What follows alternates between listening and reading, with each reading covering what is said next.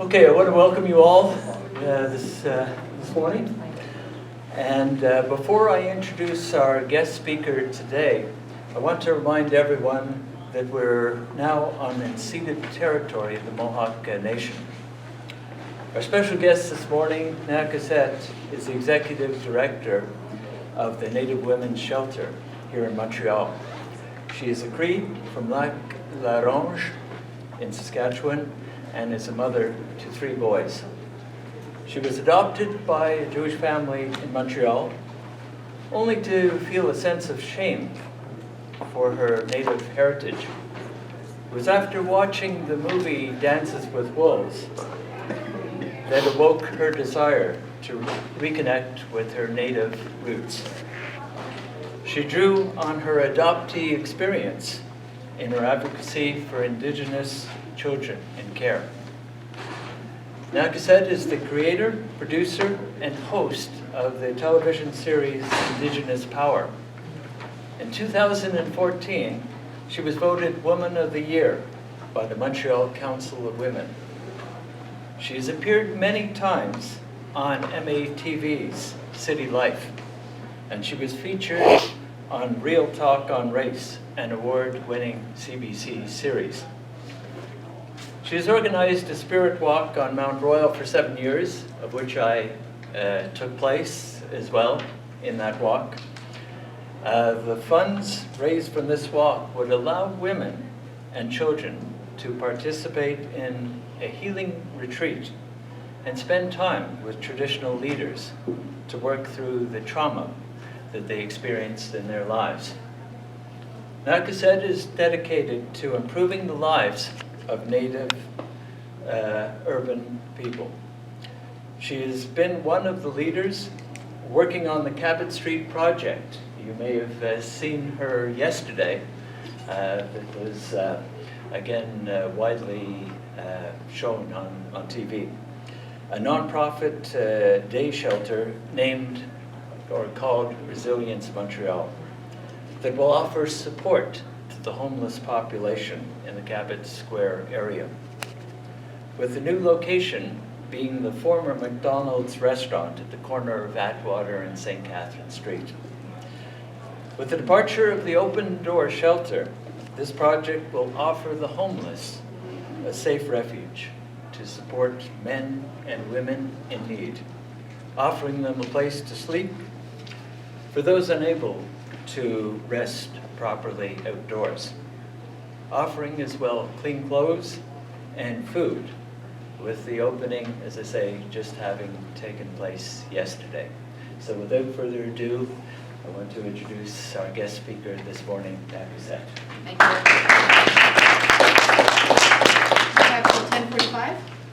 Till 10:45? 11:45. 11:45, sorry. Okay. Hi, everyone. I got so much stuff to tell you that I'm going to have to try to run through all of it. The thing is that in order for me to start, I really need to start at the beginning. So I know that y'all are teachers, right? Okay. So I think that when you look at the history books, you see very little bit about Indigenous people. So I'm going to give you a little bit of sort of Indian 101. And then after that, I'm going to jump right into the work that I do. Talk a little bit about systemic issues, and I'll end with Resilience Montreal because, the place is a wellness center for the homeless, and there is no concept of that. We are starting something that no one has ever tried before, and it's really an exciting initiative. So I'll try to end with that if I have time. During my talks, it's fine if you wanted to ask a question, just raise your hand, because I'm going to be inundating you with tons of information, and you might forget to be oh, I wanted to ask her about that, but I didn't have the time. Sometimes I'll even ask you something straight out, and I'll ask for you to participate. So you won't just be hanging around, just watching. Okay, so to begin, I am Cree from Lac La Ronge, Saskatchewan. I am Treaty 6. Does anyone know what that means, Treaty 6? What does it mean? The Canadian government numbered the treaties as they were applied to various regions across the country. Okay, so what does it mean then, Treaty 6? That is the area. Okay, it's a little bit more than that. Basically, they took all the land, and they said, you're Treaty 6. So I get, like the government had signed an agreement with my chief in 1876, and they said, we're taking all your land, but we're gonna give you some benefits. So I get $5 a year for being an Indian.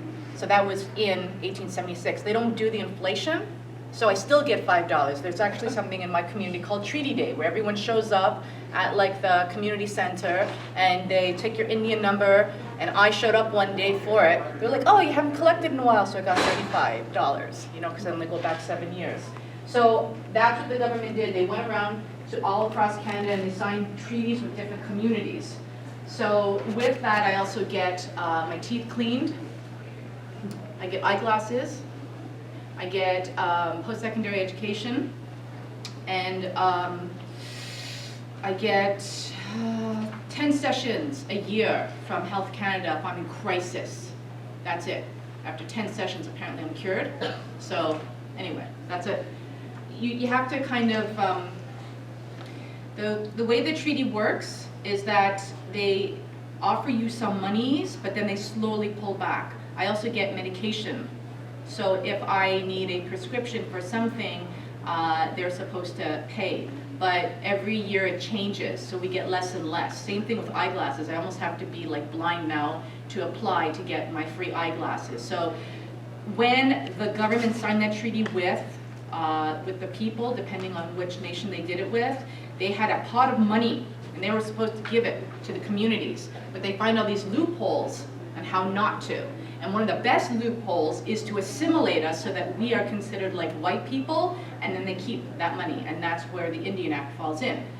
Anyway, I'm still an Indian. If you look at my status card, I'm called an Indian, but now they call us Aboriginal. So that was a term that was used after Indian, so it used to be Indian Affairs, now it's Aboriginal Affairs. But now it's Indigenous Affairs, and I don't know, tomorrow I'll wake up and it could be something different. They like to label us differently, but if you use the term Aboriginal or Indigenous, it represents all the First Peoples, so the Inuit and the Métis. But the Inuit do not have, they're not part of the Indian Act. It's just different government levels that have agreements with them. So it's not exactly the same thing as having your Indian status, but they do have beneficiary cards. And they get some of the same services that I just told you about. They get the free eyeglasses and the teeth cleaned and some of the education. So status Indian is, you know, part of the Indian Act, Chapter 27. So you're recognized. So I have an Indian number. So like I said, we're allowed to have some health and social services. The Inuit people have the N number or N beneficiary card. The Métis don't have anything. And they actually fought the government a couple of years ago to try to be recognized as a First Nations. And the government, after many years, said, okay, but the government has not given any money, so they are not entitled to anything. So it's difficult. All right, so I want you to tell me how many different nations are indigenous to Quebec. How many? 11. You're not allowed to answer any more questions. Can you name them? Cree, Cree, Abenaki, Abenaki, Mohawk, Algonquin. Algonquin, and the Anishinaabe is not one of them. Huron, Rec 5. So, you know, for me, I have children that go to, I have one son that goes to Westmount High, and my other 2 kids go to Hampstead. And I would love it if my kids learned this in school, right? These are the 11 nations. So we have the 3 A's, Abenaki, Algonquin, Atikamekw, Cree, Huron, Wendat, Innu, Inuit, Maliseet, Mi'kmaq, Mohawk, so the 3 M's, Naskapi. There are 52 communities in Quebec. They make up all the different 52 communities. And in Montreal, I think it's about, I don't know, 52,000 urban Aboriginal people, so people leaving the communities and coming here. It's really hard to do census for Indigenous people in the cities because we do have a large homeless population, and we don't like being counted. When they're like, count the homeless people, I'm like, don't do that. It's like really degrading. But a lot of people are like almost hidden homelessness, so it's hard to actually find them. So I think the number is larger. A lot of people come to Montreal because they think that it's a place that they'll find a better life, but that is actually the reality. Okay, let me just check the time because, like I said, I have a lot of stuff. So if we begin at the beginning, once upon a time, this big boat came, and the First Nations were watching, going, hey, that's kind of neat. And all these people got off the boats, and they were very, they were like starving and sick, and they had traveled a long way, and we greeted them well, and we brought them onto our land, and we showed them how to live off the land, and you know, eventually, you know, we introduced them to the fur trade, and they started to, you know, do their business with Europe, and it got to a point where it's kind of like, thank you for helping us, but we don't need your help anymore. And by the way, we're not quite sure why you live the way you do, and we think that we should impose our thoughts onto you and change everything about you. So they didn't necessarily like our way of life, you know, living sort of like in teepees or in wigwams, that we should be building houses, that, you know, the way that we lived, or even igloos, that was considered illegal. You're not allowed to live in igloos anymore, even though it's the way of life for forever. So then eventually the government and the churches start to create all these policies through the Indian Act, through the treaties, and through residential schools.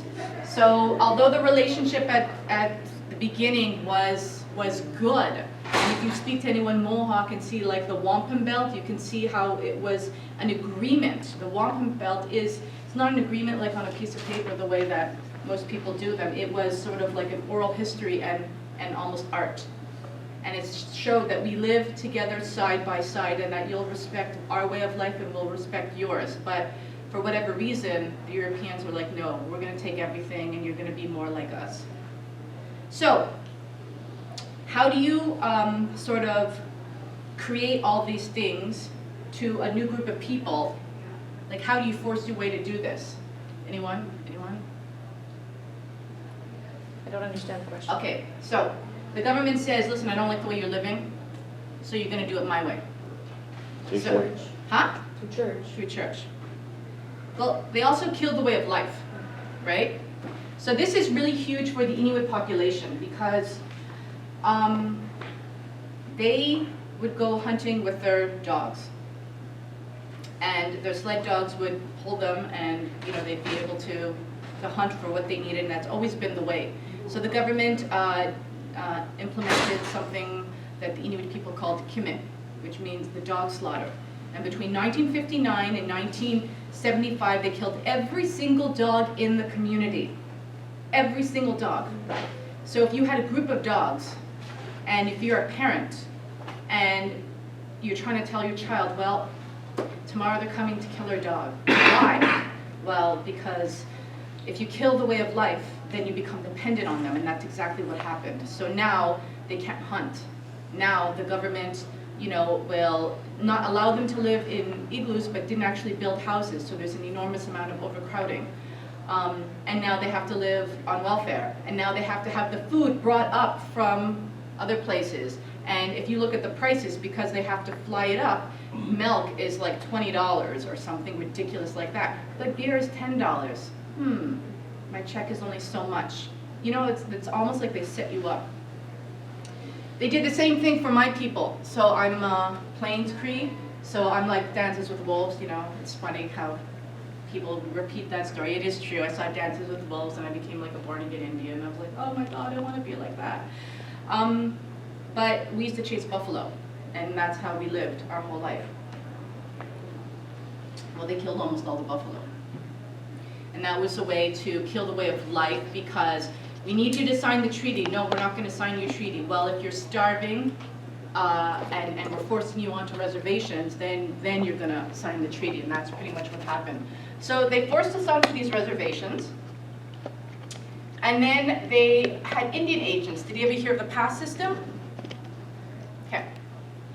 So for those who don't know the pass system, once they created the reservations, they put an Indian agent which was like kind of like a police officer, a white guy, that would stay on the reservation and not allow anyone to leave.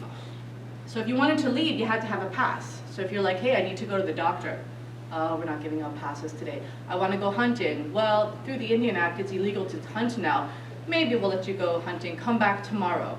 I want to go visit a friend. I'm sorry, you don't have a pass. And this was implemented in 1885 to 1960. That's not so long ago. So when you hear that expression, go back to the reservation, that's where it comes from. So now we've become dependent on the government because we can't leave the communities, we can't live the way of life, and then it's much easier for the government to remove the children because you're suffering and you're starving. And when the government says, hey, we're going to take your kids and bring them to residential school, you're like, okay, well maybe that'll be better because this really isn't working out so well, so maybe. So that's where I'm going to talk a little bit about residential schools, but first, the buffalo. So look how, this guy, and look how high, this is all buffalo skulls. And I bet these guys are like big smiles on their face thinking that they've accomplished something great. I mean, the buffalo was almost extinct, but this is really the way. And people don't really know about this, but this is our history. Okay. So when they created the Indian Act, basically what it was just a set of rules on how not to be an Indian. So all our ceremonies, like the sun dance and the potlatch, you know, for all the different nations, they were all illegal. And even powwows were illegal until 1960 as well. We weren't allowed to do a powwow. It was illegal for more than 5 Indians to get together. So if I had like 5 friends, we would all get arrested because they thought that we were like conspiring. This is all through the Indian Act, right? And they've changed the Indian Act over and over. But they also felt that if they were to force the children to go to residential school, as soon as they finished residential school, or if someone decided to go to university, you got stripped of your Indian status. That's a way of getting rid of the agreement, the treaties that we have. The government has to give us money. Or it has agreed to give us money, but then they take away your Indian status. They don't have to do that anymore. So basically the first residential school recorded was opened in 1787, and the last one closed in 1996. So that's 150,000 First Nations Inuit and Métis children. For the Inuit population, they just built the residential schools on the land. They didn't make them travel, but a lot of the schools, you had to travel. So in Ngunnawal, a lot of the students ended up going to Ontario to a residential school called Spanish, which was famous for being absolutely deplorable and abusive. Remember I said I was going to have someone read something? Who wants to read? Not you. I'm sorry, I love this guy. So it's not like I, it's just that he's like super eager. Does anyone want to read the next slide? Here we go, stand up. Imagine being taken from your parents at the age of 5, being given a number instead of a name, being punished for speaking the only language you know, being cut off from your family. Imagine being a parent and being threatened with jail if you don't give up your children. Imagine being cut off from your children for 10 years. What would it do to your family? Thank you. So I love this image because they made sure that they cut all the girls' hair a certain way and they shaved the boys' heads. But, you know, I think it's like a very powerful image. And it really shows how it affects everyone. They said that there was a time when you would only go to the communities and you would only see little children. And that was it. Like, it was emptied. And what happened at the schools, there's all these timelines. I'm just going to run through it because I have a lot of content. But basically, the last residential school closed in 1996. But it started, people starting from the 1980s finally started disclosing what was going on at the residential schools, and that was a big reason for it to be, for them to get shut down. There was all kinds of issues. So when we talk about health, the residential schools, the objective of residential schools was not education. The objective was to strip them of their Indian status, so they did not care about the children. So the health, the food was absolutely disgusting.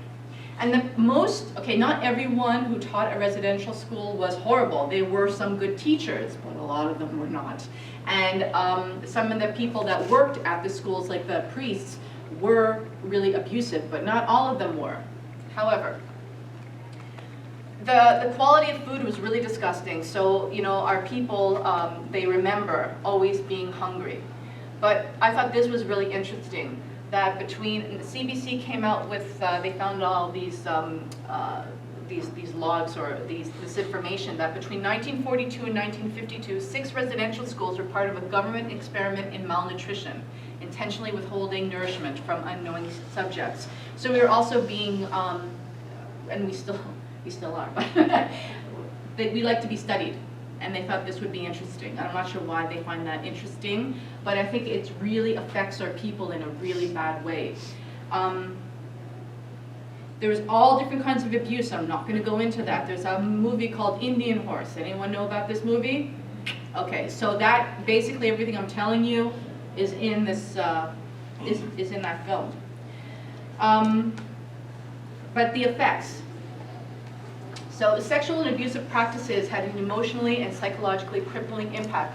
Survivors are not able to integrate back into the reservation life, and they feel alienated by their families because they no longer knew the language. So this meant that when you went to residential school, you're there for 10 months, sometimes you're there all year, you don't come back ever. But when you come back, and your parents have missed you, and you come back and they want to throw a ceremony for you, the children who have been abused all year been told that their culture is evil and it's the devil's work. Right away it's like, I don't want to know anything about this is not good. The language, when you went to residential school, if you spoke your Indigenous language, you were beaten. Your parents are talking to you in the language, you don't want to talk back because you just learned for 10 months that it's horrible. So they're not doing that. They don't know anything about the culture anymore. So you finish residential school and you get back to the community, and part of you thinks that, wait a minute, I'm not Native anymore. I just went to residential school. And you're walking off the reservation, and what does the Indian agent say? Get back on the reservation. So it's not something that they actually honored. It was just more of a monetary thing of stripping your Indian status, but you still had to stay. So what happened is survivors suffered from post-traumatic stress disorder and depression. So my mother went to residential school. She went to, my goodness. She went to the Prince Albert Residential School in Saskatchewan, and it's one of the only residential schools that are still there, because the rest have been burned to the ground, right? I think people, when they see the residential schools, and obviously they're empty, right? And I'm not condoning arson, but I think that they see it and they remember all the horrible things that happened there, and that is just the only way for them to have some kind of justice. So, effects of residential school. So we see that people have panic attacks, insomnia, uncontrollable anger. Working at the Native Women's Shelter, I've been there for 20 years now. Went by really fast. But most of the people that come through our doors went to residential school, or they're intergenerationally impacted, like I am. Cultural shame, so they don't have any interest in cultural activities or their language. This was super interesting because I talk about this in theory, right? But I have a colleague that got money for missing and murdered Indigenous women. You know the inquiry that they just had? At the end of the inquiry, they said, if you want to honor a family member that passed away, write us a proposal through the Native Women's Shelter. She wrote a proposal. She went back to Saskatchewan. She did a ceremony to remember her aunt who had passed away, and she did a pipe ceremony, and she invited the community to come, and no one came because they still feel like it's evil. It's still in their head. It's huge. But that's the older generation. We're trying to get our younger generation more involved in cultural and spiritual activities. Drug and alcohol abuse. We have an addictions counselor at the Native Women's Shelter because 85% of the population has drug or alcohol problems. The reason why Resilience Montreal is opening is because there's still a problem and we're allowing people to come in under the influence. We're not turning them away. I have to turn them away at the Native Women's Shelter because we're a safe, supportive environment for women and children, so they can't be around that. But I can refer them now to Resilience Montreal.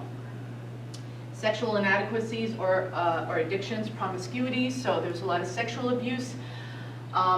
Inability to form intimate relationships. Another thing about residential school that people may not know is that if I had a brother that went to residential school with me, I wasn't allowed to talk to him at all. That I got punished for having a conversation. They did not allow any kind of like normal relationship. The only kind of relationship they received was abuse, or that's the only physical sort of relationship they would receive. So eating disorders, well, you starved us for 10 years, so obviously we're gonna have eating disorders. Sometimes the victims of abuse became perpetrators. So if they were sexually abused and they returned to the community, they might also abuse others. Not everyone did it, but it definitely happens. Many victims committed suicide because they can no longer live with the pain, and that continues. I think the Inuit community is one of the highest communities in the world. So we like to get studied. This woman studied us, and she said, perhaps the greatest tragedy was not being brought up in a loving, caring, sharing, nurturing environment. They did not have these skills, as they are learned through observation, participation, and interaction. Consequently, when these children became parents, and most did at an early age, they had no parenting skills. They did not have the capabilities to show affection. They sired and bred children, but were unable to relate to them on any level. So if I personalize this, my mother, who went to residential school, she had 7 children. I think we all have different fathers. And she just wasn't around. So she would have one child, youth protection, the next child, youth protection. This went on. By the time she had my sister Sonia, I'm 3 years younger than Sonia, we stayed together, but eventually we were both moved into a foster home together. And then I had one other sister after me. So this is exactly the reality of what we live with, and this is why at the Native Women's Shelter we also have a family care worker, because we work very closely with youth protection, because this is 200 years of residential school. We have to reverse it, but we also need youth protection's help, and they need to trust in us that we will have the professional services at the shelter to help the women keep their children and give them those parenting skills for the next generation. So that's something that we do as well. Do you know about the 60 scoop? Mm-hmm. Okay. So in the foster and adoptive care system, Aboriginal children typically vanish with scarcely a trace, with the vast majority of them being placed until they were adults in non-Aboriginal homes for their cultural identity, their legal Indian status, the knowledge of their own First Nations, and even their birth names were erased, often forever. So you've got to wonder about the difference between residential school and 60 scoop. So, okay, so this is my 2 cents. Residential school, they would assimilate you, and then you wouldn't get that sort of like $5 treaty money. But then when everyone started to talk about how damaging this was and it wasn't looking good and the government knew about it, they felt they needed to come up with a new assimilation process. They still want to keep that $5. How do we keep the $5? We'll do adoptions. So if you adopt the children into white families, you remove the name. So my name was Margaret Murray, but I was adopted, and then I got this lovely Jewish name, and my Indian status was gone. So that was the new implementation called the 60 scoop. So that way they keep that money. So the way that they did it was they started to change the Indian Act. Because the residential school was more of a federal initiative, the 60 scoop was provincial, which meant that every province was involved. And what they would do was they would send out social workers to the communities, and the social workers would decide whether or not the children were properly taken care of. And what's tough is that poverty is usually an issue why they would take the children. So if, you know, like Attawapiskat, if you're living in a really crappy house because the government didn't build you one, and you have no clean water, and you don't even have a toilet, oh, well, then you can't raise your children. But you put us here. You made us live here, and now you're taking our children. So this is a reason why. But also, when kids were taken, it was because they were unfit. So for sure, my personal experience, my mother had a drinking problem and she was unfit. She used to like go out and party and leave me and Sonia alone. So there was that neglect thing. But not everyone was like my mother. The thing is that the government also had this initiative with the states that they could get anywhere between $5,000 and $20,000 if they were able to find a family in the United States. There was a big move for that. The problem, well, there's lots of problems with that, but one of the things that kind of stems from it or lingers is that when a woman has her child taken away today, they say, are you getting that bonus? So the children, they felt that the kids would be better off in middle-class homes, and that was the continuation of poverty, of colonialism, but it was also poverty. So how did they do this? Well, they created something called the AIM project, so Adopt an Indian or Métis program. So what they did was they would go and take pictures of the kids and put them in newspapers, right? Problem is, this child here, can't really read what her name is, or this one is Jason. So Jason's mother has no idea that her child is in a newspaper, but the social worker went in, took a picture of the child, and left a number, and someone said, "Oh, I'm going to do a good deed. I'm going to take Jason," and then they're gone. So that's why they call it the 60 scoop, because these kids just disappeared. Chances are they were all in foster homes at the time, but this is how they did it. Every single province did it. You can't read this probably, but this is the Montreal Gazette.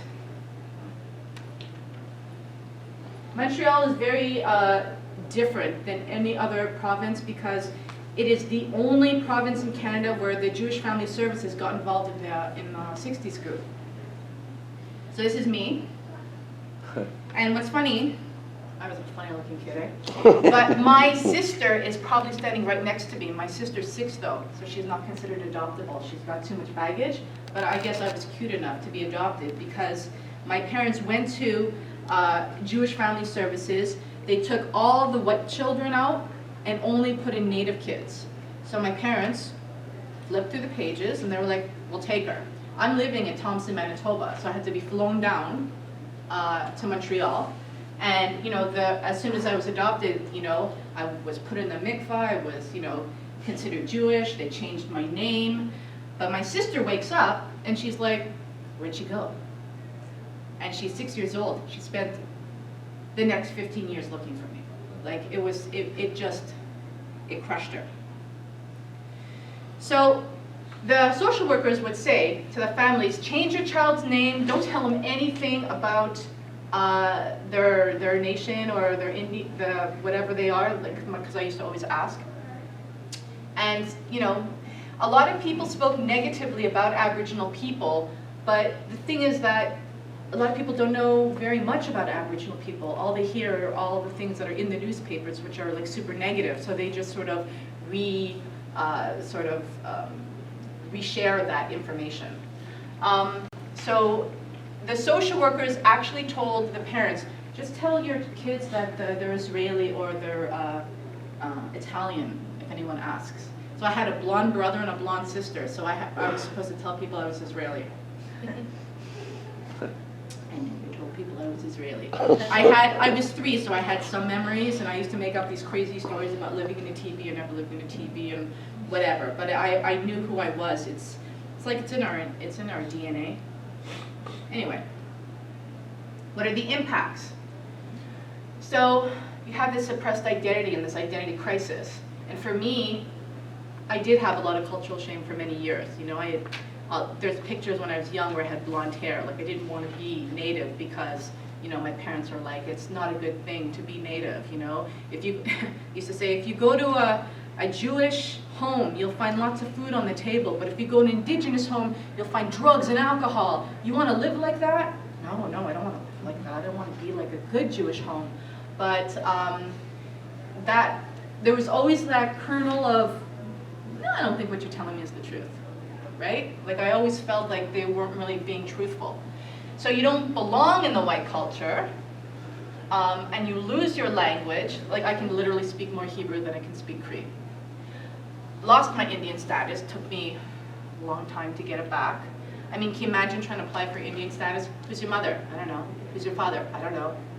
Where were you born? I think Manitoba. I mean, my community's in Saskatchewan. How are they going to find that link? What nation are you? I think I'm Cree. Yeah, we'll get right on it. Like I was lucky. It was my sister who found me first, and that's how I was able to get my my Indian status. We're also seen as apples. Does anyone know what that means? You can answer that if you know it. Red on the outside, white on the inside. That's right. So I could speak to someone who's Indigenous and it's a microaggression, and they'll say to me, so can you speak your language? Can you hunt? Can you do beadwork? And I'm like, no, no, no. Well, you're white on the inside, but you know, you're red on the outside. You're not like a real Indian, you know.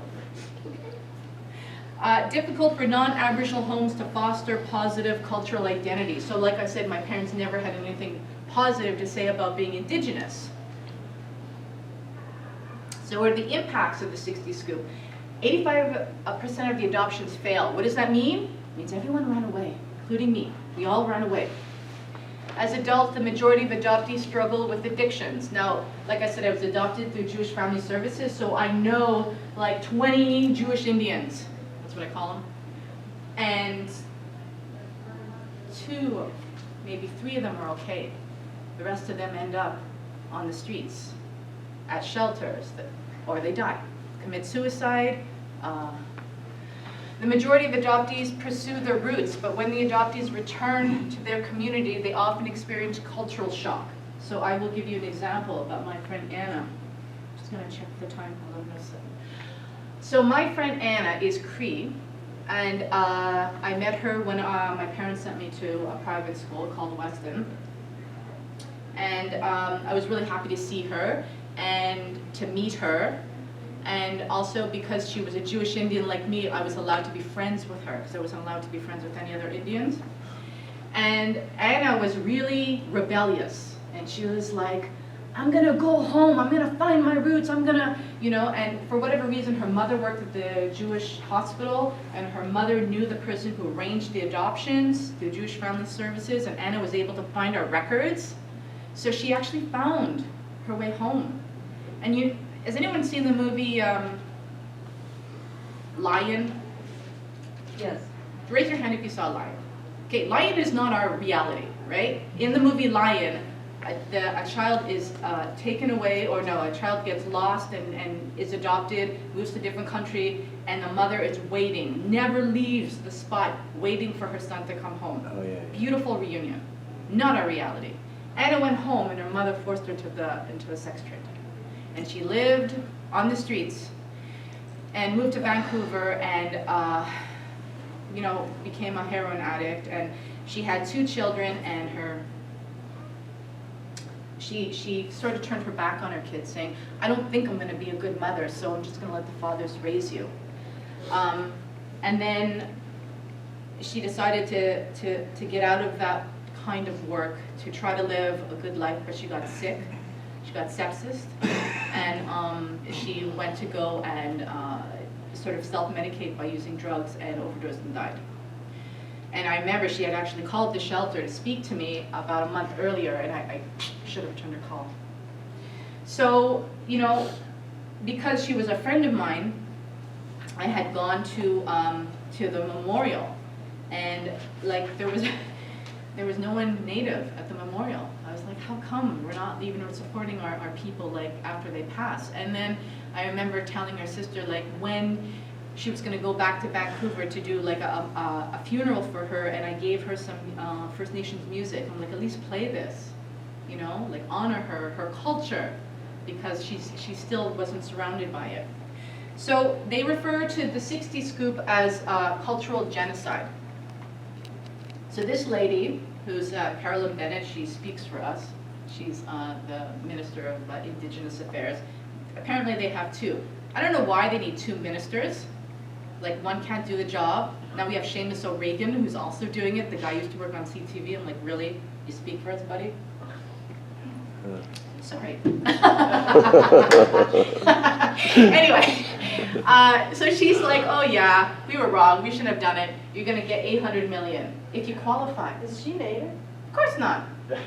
They won't. They would never let a Native person. What did they do to Jody Wilson-Raybould? She was Native, and they threw her under the bus, right? Oh.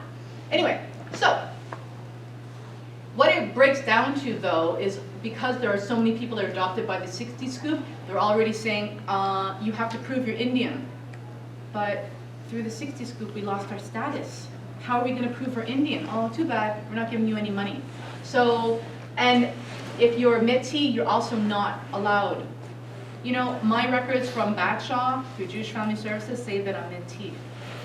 But I found my sister, I found my biological mother, I have my Indian status from Lac La Ronge, so I was able to, but there's a lot of people that screwed up the paperwork, so there's a lot of people that are not going to receive this money, and they haven't decided whether or not the amount and how much they're going to get. It depends on how many people apply.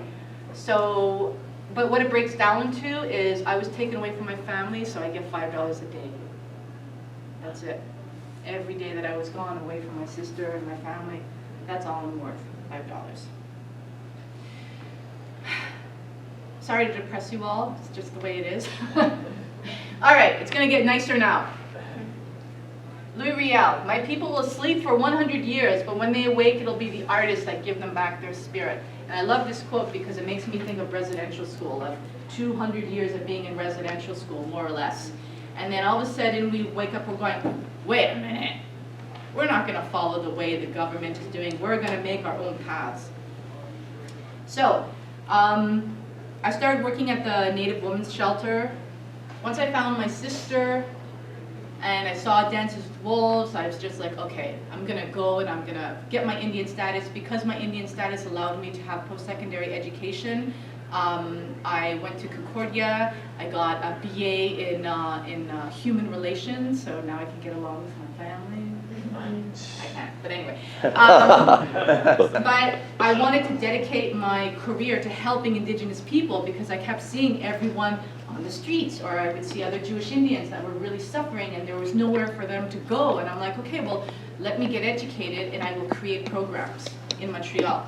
So I started working at the Native Women's Shelter 20 years ago, but that wasn't enough. So what I did was I created the Montreal Urban Aboriginal Community Strategy Network. So this is a network where we can have different working committees to try to improve the lives of urban Aboriginal people. So we have a health committee, social service, communication, youth, our culture, and circle of education. So I was running the social service committee. I ran the network for about 10 years and now it's been taken over and now there's like a new generation that's doing it. But with the social service committee, the first thing I did was go to youth protection and say, there's a really big problem here and you need to do better. And when I went to youth protection and had a conversation, because when I became, let me backtrack, worked at the Native Women's Shelter, did many different things. I was outreach worker, program coordinator, blah, blah, blah. I did some jobs, finally became the executive director and felt that as a person of power, I can now go to other executive directors because we're equal and say, hey, there's a problem. And I went to Batshaw because I saw that the women that would come into the shelter and we would do their paperwork, and it's usually about 15 pages, and it said, were you as a child in youth protection? Yes. Do you have children? Yes. Are your children in youth protection? Yes. Wait a minute. Why is everyone who is in youth protection as a child now have kids? What is going on at youth protection that they don't feel that they can raise their children? So I went to youth protection. I'm like, there's a problem. She's like, well, who are you? And I'm like, I'm an executive director. And they're like, so you're one person. Go back, find out other voices that are like yours, and then we'll talk, which is why I created this. So I had this meeting where our first original meeting in 2008, we had Rena Daibo from Ganawage who facilitated it. It was standing room, there were so many people. As an executive director, I was able to send all my staff out through Montreal and get other organizations to have an understanding about what this meeting was and to say, do you think there's problems in Montreal facing Indigenous people? Do you have a solution to some of these problems? Would you join a committee? Would you, all these questions. And people were like, yeah, I would love that. So we created this meeting. So I'm at the Native Women's Shelter and there's a knock at the door. And I'm like, who's there? Who do you think is at the door? Wanting to know what we're doing. Indian Affairs. The government. Government's at the door. They're like, what you doing? I'm like, I'm having a meeting. Oh, really? And who's going to be at that meeting? Oh, a bunch of Native people, and we're going to talk about improving the lives of urban Aboriginals. I'm like, oh, can we come? Want to be at our meeting? You can come to our meeting if you pay for our meeting. They're like, okay, we'll do it. I'm like, great.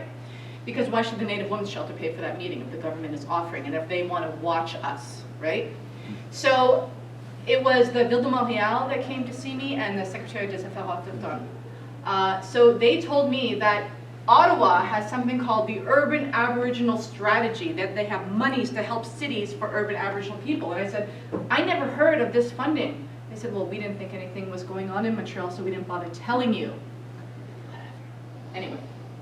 And even now, that was called the Federal Interlocutors, and it's gone, that federal program. Now it's called Indigenous Services. Anyways, it gets very complicated. So what I did was I created this, and then I went back to Batshaw. And it's like, okay, now, look at all my friends. We are all the same voice. If there's an issue with youth protection, will you let us in? And they're like, all right. So then I started to meet with them on a monthly basis. We created a collaboration between Batshaw so that we can recruit Aboriginal families to take care of the kids in care. Right now, most of the foster families are white, and they have lots of Indigenous children. So we're like, at least if they're in an Indigenous home, they'll see a face, they'll have like a shared colonial history, even if it's not the same nation. That could help. And then I'm like, why don't we create a manual? You know, you have those like books, what is it, like, computers for dummies or whatever. I'm like, we'll do a cultural book. So this is the cultural book. Cultural manual for foster and adoptive parents of Aboriginal children. So we did it, and it's mostly towards the Inuit population because they are the highest population in youth protection right now. So this is what all the white foster parents would receive so that they could know. And because my adoption was so nuts, I actually just used everything that was negative about my adoption and turned it into a positive. So when my parents said to me, oh, when you grew up, you're going to be a drug addict and a prostitute because that's what your people do, I was like, oh, we're going to have a page where we have Jordan Tutu, who's like a hockey player, and Carrie Price, and Alanis Abomsawin, who's like a famous movie maker, and Alyssa P. Isaac, and this is what you tell these kids that you have. Cabot Square, how am I doing for time? 11:18, holy moly. I'm gonna have till 11:45? Yes. Okay. So, all right, I do a lot of work. One of the, and I get invited to a lot of meetings, and usually I'm the only Native person in these meetings. And I went to a meeting when they decided they were going to revitalize Cabot Square and they were going to start building the condos. When they started building these multi-million-dollar condos, they really felt like the Indigenous people were going to be an issue, and they needed to remove them. So it's really hard for me, because I could be very blatant with you guys, right? But when I'm in a meeting, I have to wear that executive director's hat, and I have to be polite, and I have to not, react, because then I'm an angry Indian, right? Anyway, so I'm at this meeting, and, they're saying we need to remove the Indigenous population at Cabot Square, and there was an Omer Desert that was right down the street. They were like, why don't we just put them in a parking lot? Yeah, okay, so I didn't say anything. I went back to the Justice Committee of the network.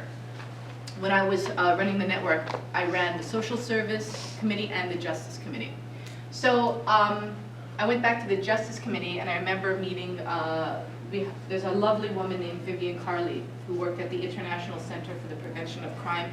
Now she works somewhere else, but she had a background in justice and in cohabitation, and I'm like, Vivi, you need to help me write a proposal because they want to put our people in a parking lot and that can't happen. But the only way for them to understand that there's another solution is to put it on paper and put statistic and put best practices and put a budget and do that. So we're on it. So the Justice Committee put this great report together, and then I walked up to the city and I'm like, instead of putting him in a parking lot, why don't you do this? They're like, too expensive. We don't want to do it. I'm like, okay. So we waited. The condos are being built. The park has not changed. So then, I remember I was pregnant with my last child, and I was like 10 days before I was about to give birth, and they called me to this meeting. They're like, well, we think maybe we like your idea now, but you need to do research. So we did a research, because that's what they want. They like things in writing. They did this research for 6 months. It's still on the network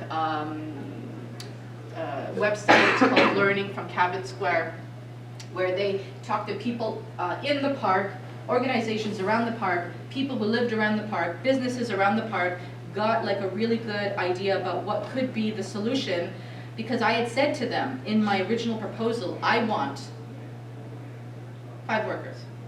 I want 2 Inuit workers, I want 2 First Nations workers, and I want a mediator. And the mediator would be that person that if people are clearly under the influence or violent, that they would step in and pacify and help people. But the outreach workers would help the people on the ground.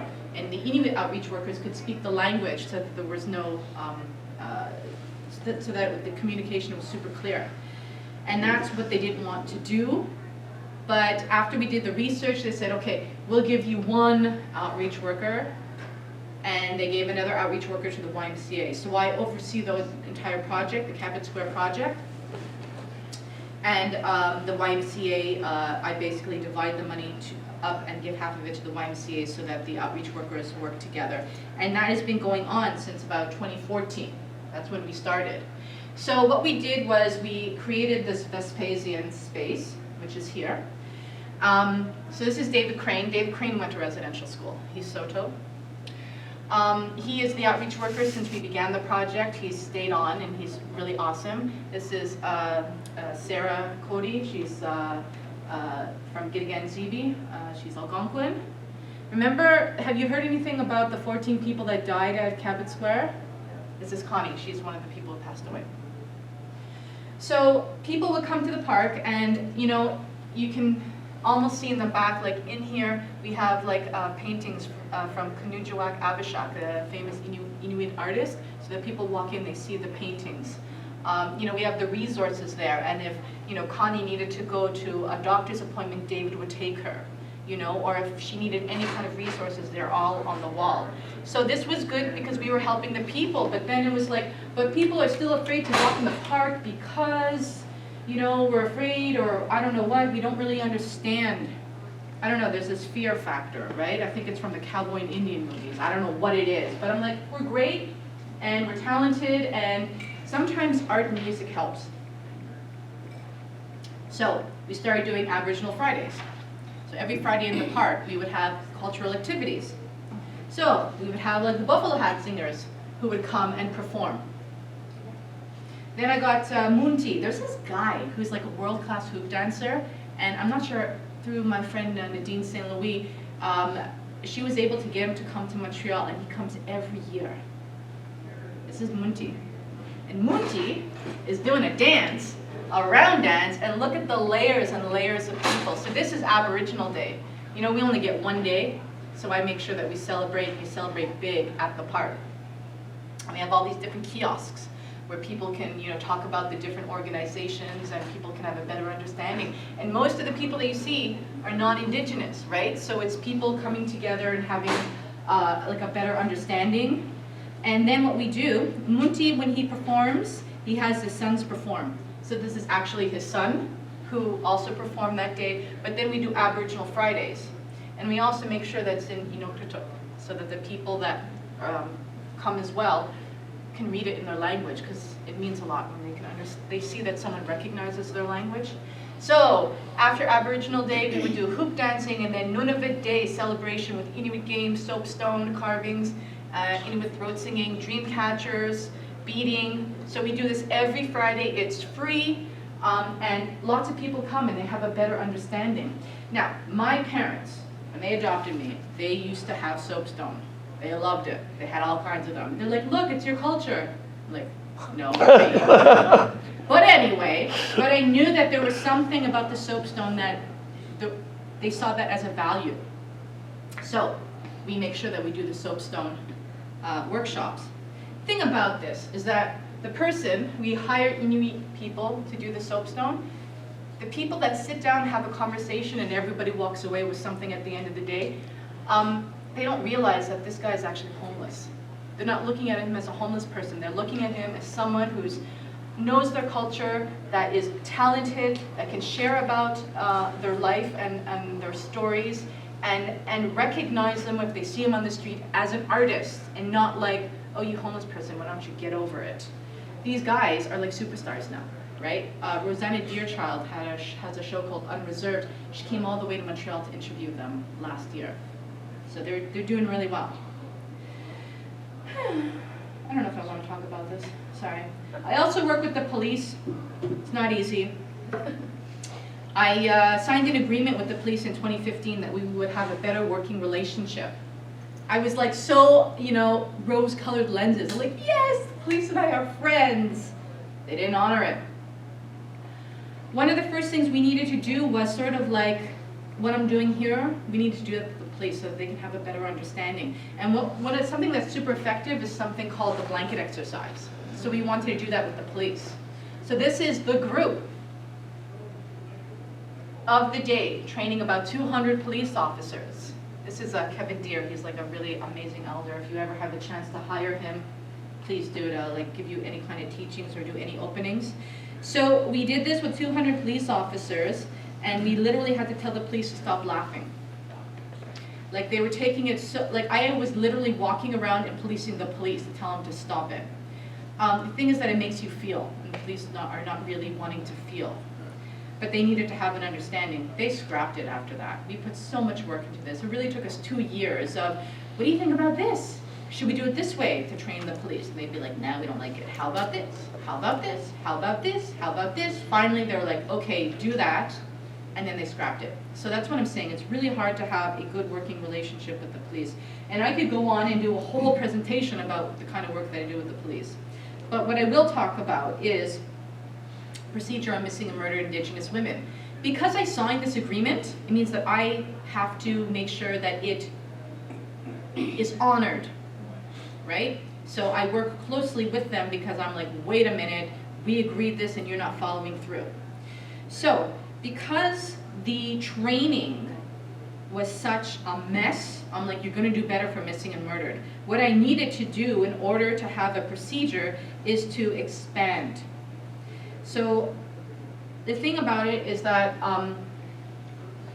every different province has a different relationship with the police, and they have different police, RCMP or whoever it is that are the police force. Every different province has a different relationship on how they treat the Indigenous people. I mean, Saskatchewan is known for the Starlight Tours. You know what that is? You pick up someone who's Indigenous and drive them in their car to the middle of nowhere and open the door and let them out, and they freeze to death trying to get back. So it's documented, I'm not making it up. So we know through Robert Picton. Anyone who knows about Robert Picton? Okay, so he used to choose Aboriginal women mostly for the women that he would murder on his farm. And when the women went to the police and said, my sister's missing, they'd be like, she's on a bender. They wouldn't take a report. And that's why so many women went missing. And society has been taught that Indigenous people are not worthy. So it's easy to like racial profiling. Did you see that thing that came out like a month ago talking about Indigenous women are 18 times more likely than anyone else to be racially profiled by the police? Oh my God, really? Like, it's not surprising to me, but this is just like facts. So I'm like, how am I gonna have a procedure with the police on missing and murdered if the whole world is telling us that, basically we don't care about you? Oh, okay. So what I did was I had gone to a conference on missing and murdered that was happening in Calgary, and I brought Alana Boileau, who was working with Quebec Native women, and now she's actually working for a secretary de Affaires, non-Indigenous woman, super fabulous, brilliant woman. We went down together, and we were like presenting a sort of prototype about what could a program look like on missing and murdered with the police and with the city. So we worked really hard on it, we presented it, and we said, what do you think? And everyone around the table who are experts in the field said, yes, this could work. So what we did was we created the Ishwe project. So this is our logo, and we make sure there's an ulu to represent the Inuit population, but also the red dress for First Nations and the feather. So this is a project where if a woman goes missing, if my sister went missing, and I didn't want to call the police because we have a terrible relationship with the police, I could call Jessica, who's the coordinator of Ishwe. And she can do a three-way conversation with the police. She can come to your house, call the police, make sure that it's a three-way conversation, and make sure that all the information goes through properly. What does that mean? So, it's a great project, but working with the police is difficult because what we envision of having someone Indigenous and the police working in between, that it would work smoothly, has not been the reality. And I was really surprised how badly the relationship was, because I'm always like rose-colored lenses. There was a woman that her daughter went missing. The woman is from Ganawage. Her daughter was last seen on Papineau. Her daughter lives in the city. She calls Jessica and says, I was supposed to meet her last week. I can't get in touch with her. I don't know what to do. And Jessica's like, let's go, we'll make a report together. Okay, so they go to the police station and they tell the police she needs to report her daughter. And what do the police say? Go back to the reservation. So it's like, well, she was last seen in Montreal, so it's your jurisdiction. So can we do a report? Well, I don't speak English. Jessica speaks both languages, so she did everything in French. And then the police is like, in front of everyone. So does your daughter do drugs? Does she have mental health issues? Da, da, da. So sort of like a shaming publicly. So they finish finally, and the woman walks out with Jessica and says, if it was me by myself, I would never have done that. I would have left, and that's why women go missing, because even on that kind of level, they still don't care. So Jessica is the one who pushes this forward. Then she comes back to see me, and she's like, it didn't work out very well. I'm like, yeah, I'm not surprised. I'm like, give me a synopsis of what happened, and I, because I signed the agreement, will write to the commander. And while I'm writing to the commander, I will CC the mayor, I'll CC Ghislaine Picard, I'll CC Quebec Native women, I'll CC everyone to show everyone what you are doing to us. And after that, a meeting was called, and we said, these are 10 non-negotiables. This is what you have to follow. And they said, yes. And I had a group of strong Indigenous people next to me to tell the police, this is unacceptable and you need to do better. I said, because people are watching. Because nobody else has a project like Ishwe. The thing about it is we work with the police, but we also work with the city of Montreal. So I'm pretty blamed.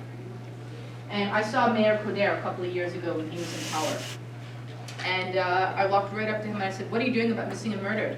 Oh, I'll do something about missing and murdered. And then he got up on the stage and said, I'm going to do something about missing and murdered. And I'm like, great. Dear Mr. Mayor, yesterday in public, you said you were going to do something for missing and murdered. Therefore, please send check to Native Women's Shelter. And he did. 2 years later, but he did. He gave us $30,000, and that money is for prevention. So when people come into the city, through the buses, that's where the pimps hang out, and that's where they pull them in, right? So what we did was we put up these posters, and we have these lovely kits that look exactly like this, and in the kits is an actual book that tells you all about Montreal, and all about the resources, and all about education, Native Friendship Centers, and shelters, and also the parts of the city that are dangerous, and what you should avoid, and who you can contact. And there's a lock, because if you lock up your stuff right away, and you're not walking around with a big bag, it's obvious, you're more of a target if you're carrying luggage. The pimps will be like, oh, let me help you with that, and then they pull you in. We gave them bus tickets so they can go to the Native Friendship Center and they can make community. We gave Tim Hortons cards. We gave him like a cloth that he put water on it, ka-ching, gets really big. And what Jessica did was she actually consulted with the population to find out, if you just came to Montreal, what would you do? And in the kits, we have a foreword from Ellen Gabriel welcoming them to the city. So that's the prevention part. So that's what the city pays for. Then we have what Jessica does on the ground, receiving calls and addressing it. So she's fairly busy. We got the money from Justice Canada. When we brought this project to the police, because I signed the agreement and I said, this is what we need, they're like, that's nice, I'm not paying for it. So it took me 2 years to find the money, but I eventually did. So it's almost up for renewal, but I just spoke to another funder. I'm gonna have a meeting next week for a private foundation that might potentially pay for it for the next 3 years. So it is the only project right now where we got federal funding, where we have municipal funding, where we work with the police and the community. So it could be a best practice. So it's good. My concern is that, you know, the missing and murdered inquiry is finished, and then they have 231 calls to actions. And like, he's not calling what happened to Indigenous people a genocide. Basically, we were all here in Canada, and now we're only like, what, 1.3% of the population or something like that. That's a genocide. Like, you know, babe blankets with smallpox and all that. And you have to wonder, who is going to implement those? I testified at Missing and Murdered, and because Michelle Odette was one of the commissioners, she did a section for the report specifically to Quebec. So I don't expect you to read the 231 calls to justice because it's this big, but at least read the one from Quebec, and you'll see that I'm quoted in it about what I think could be some of the solutions, and if you wanted to be proactive, you can look into some of those things. All right, how am I doing for time? Oh my God, 11:37. So just because, I just threw this in, there was this play called Ganada. Anyone know about Ganada with Robert Lepage? Yep. Okay, well this guy, right, French-Canadian guy, who's going to talk about the history of Indigenous people, and he was going to do it in Paris and in Quebec, and you know, that was that's a scene from his set, and I'm like, is that Pocahontas? Like, wait a minute, who are you representing? So a couple of friends of mine were like looking at this and saying, so Robert, did you talk to anyone Native when you were doing this? No. Do you have anyone Native in the play? No. Okay, this is a little bit problematic. So my friends had written a big letter and sent it to the Journal de Montréal or La Presse, I forget which one, and I was a signer saying that we think that Robert Lepage should do better. If he's going to represent Indigenous history of Quebec, he should do better. And that letter in La Presse went global, and it was in the New York Times. So now Robert Lepage is like, oh man, I gotta meet with these Indians. So we met with him, and we sat around, and I brought Kevin Deere, that guy I pointed out, because Kevin Deere is just the most powerful person ever. I brought him. I was almost afraid that Robert Lepage would steal him and bring him to Paris, because I'm like, this is authenticity. This is what you want in your play. This is what you should be showing the people. Robert Lepage is like, no, I can do whatever I want, and artistic freedom, and blah, blah, blah. You know, I mean, one of the people around the table said, so even the drum, he's like, I won't bang the drum the way you do. Don't worry, it'll be different. I left. I was like, after like 3 hours, I'm like, I don't want to do this anymore. So it got out in the media that the meeting didn't go well. And then one of his funders was like, Robert, really? So they pulled the funding. So what happens in the media? We get blamed. All we did was have a conversation with him. We left that meeting saying, you know what, do whatever you want. We just think it'd be better if you used our input. And then all of a sudden, we scalped him. So we become violent, right? All we do is use our voice. So I had a real big issue with that. But because of all the press, he got his money back. Someone else put money in. And now he calls his play Ganada the Controversy. I'm like, really, buddy? You're gonna use our fight to bolster your play? Anyway, just another day. So I also like to end with, well, I'm almost there, with Jody Rabel Wilson, because, or Wilson Rabel, I never get her name right.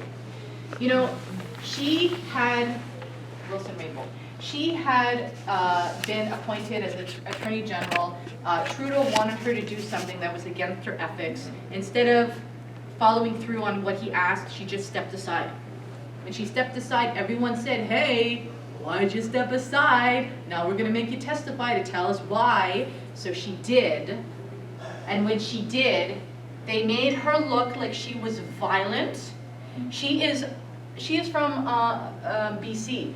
She's dressed like a Plains Indian. So what are we teaching society about Indigenous people? First of all, we all wear, like that's the same dress that in Granada. Really? Like this is the only like regalia that we have, and that we're violent. And all we do is just speak our truth. And when we speak our truth, we're considered violent. So it's hard for Indigenous people to move forward with the stereotypes that people continually put on us. Okay, Resilience Montreal. So we just opened yesterday. The thing about Cabot Square is that it's my baby. I love doing Aboriginal Fridays. I love having outreach workers there. But people started to, when the open door left, people started to die. And the reason why people started to die is because you don't have support.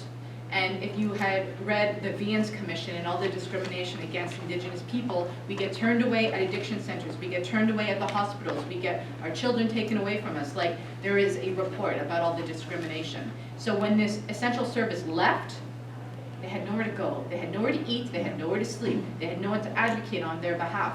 And it was madness at Cabot Square. And when I would sit around with my other colleagues from different organizations, and they were quitting their jobs because they were like, I can't do anything. There's nowhere for them to go. They were feeling so helpless themselves.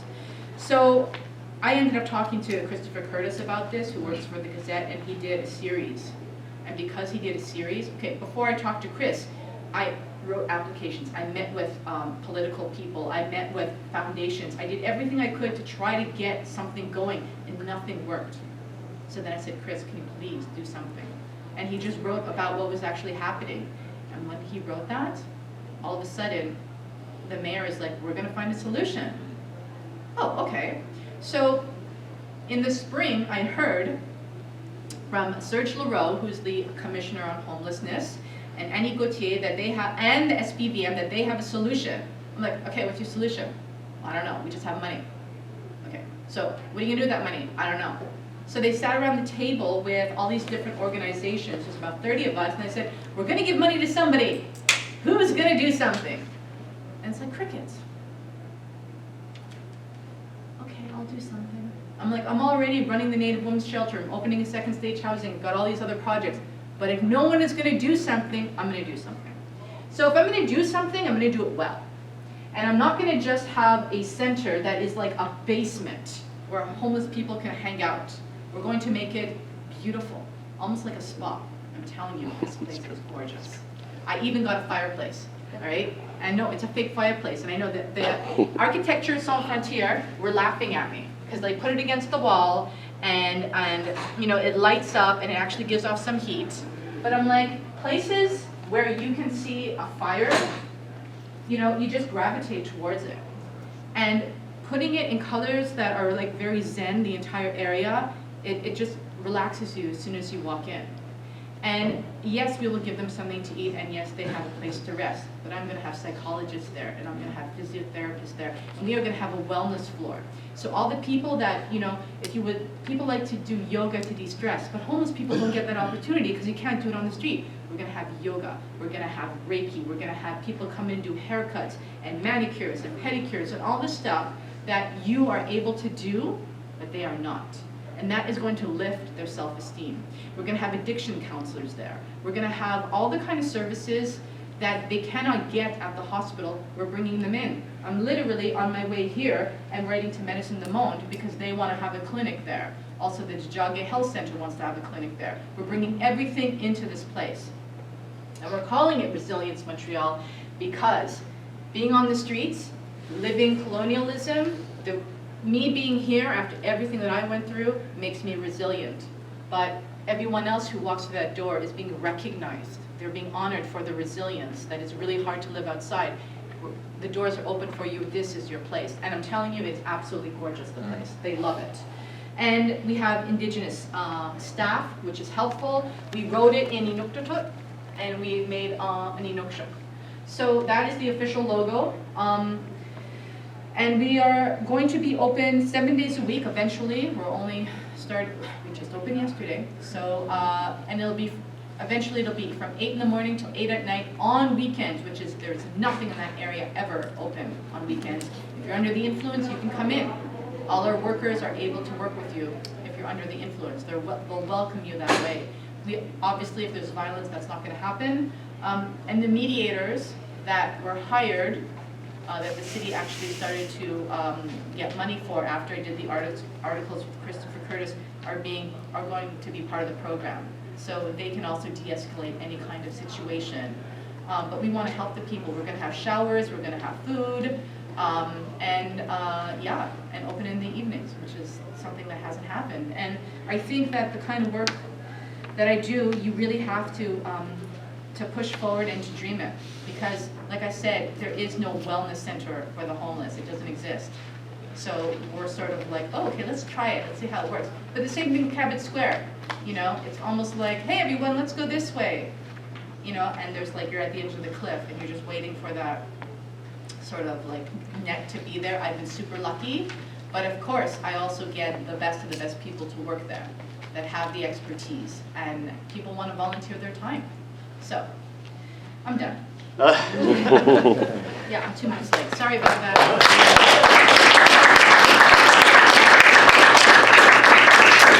Considering all the work that Nakuset has done and, exposure to the media yesterday, and I just want to say thank you very much to Nakuset for being here today, again with us.